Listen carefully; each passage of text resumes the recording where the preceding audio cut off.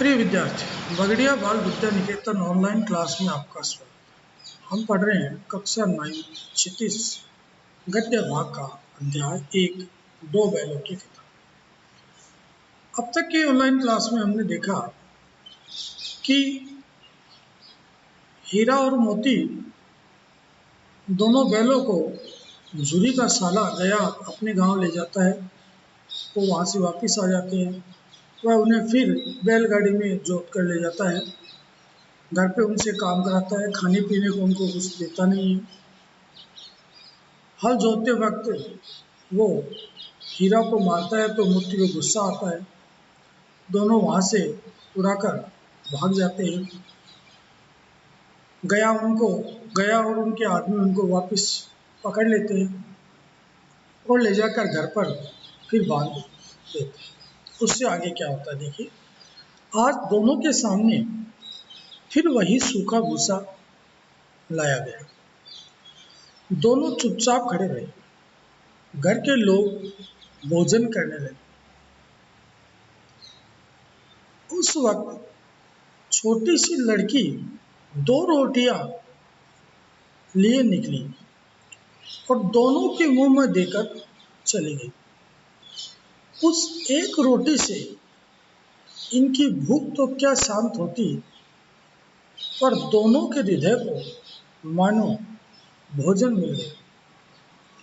यहाँ भी किसी सजन का वास है। लड़की भैरों की थी। उसकी माँ मर चुकी थी। सौतेली माँ उसे मारती थी, इसलिए इन बैलों से उसे एक प्रकार की आत्मीयता हो गई थी। मतलब दोनों बैल जब घर पे दोबारा बांध दिए गए तो घर के अंदर से एक लड़की 2 रोटियां लेकर आई।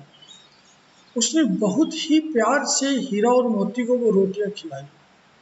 इतने बड़े शरीर में 2 रोटियों का क्या फर्क पड़ता, लेकिन प्यार से दिया गया ये भोजन उनके लिए बहुत था।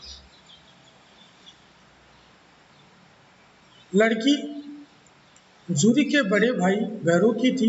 उसकी माँ मर चुकी थी। सौतेली माँ उसे बहुत मारती थी, इसीलिए इस सहानुभूति के तौर पर उस लड़की का हीरा और मोती दोनों से बहुत ज्यादा लगाव था। दोनों दिन भर जोते जाते, डंडे खाते, अड़ते, शाम को थान पर बांध दिए और रात को वही बालिका उन्हें 2 रोटियां खिला जाती। प्रेम के इस प्रसाद की यह बरकत थी कि 2-2 गाल सूखा भूसा खाकर भी दोनों दुर्बल न होते थे, मगर दोनों की आंखों में रोम रोम में विद्रोह भरा हुआ था। एक दिन मोती ने मूक भाषा में कहा, अब तो नहीं सहा जाता हीरा, क्या करना चाहते हो? एक आध को सींगों पर उठाकर फेंक दूंगा। लेकिन जानते हो, वह प्यारी लड़की जो हमें रोटियां खिलाती है, उसी की लड़की है जो इस घर का मालिक है। वह बेचारी अनाथ हो जाएगी। तो मालकिन को न फेंक दूं, वही तो उस लड़की को मारती है। लेकिन औरत जात पर सींग चलाना मना है। ये भूल जाते हो तुम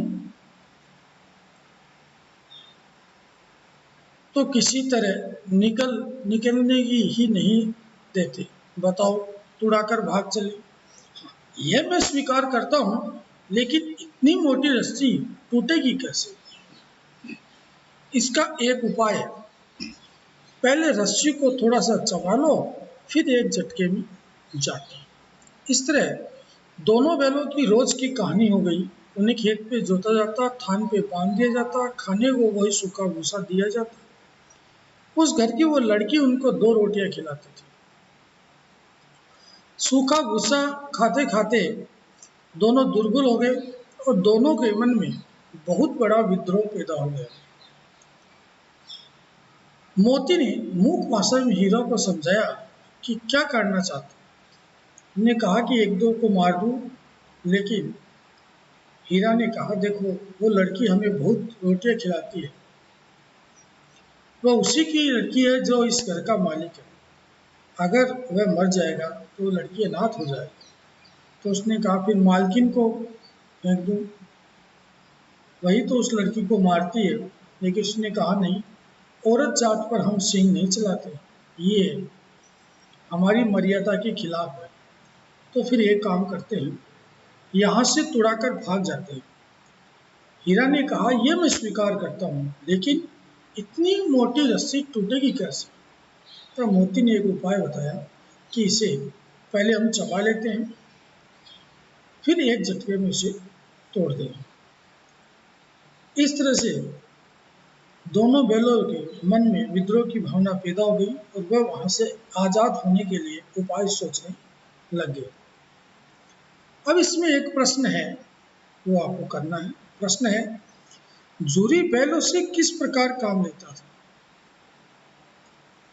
जूरी बैलों से बड़ा स्नेह करता था, उसे पीटना तो दूर, उनको फूल की पंखुड़ी से भी कभी नहीं छूता था।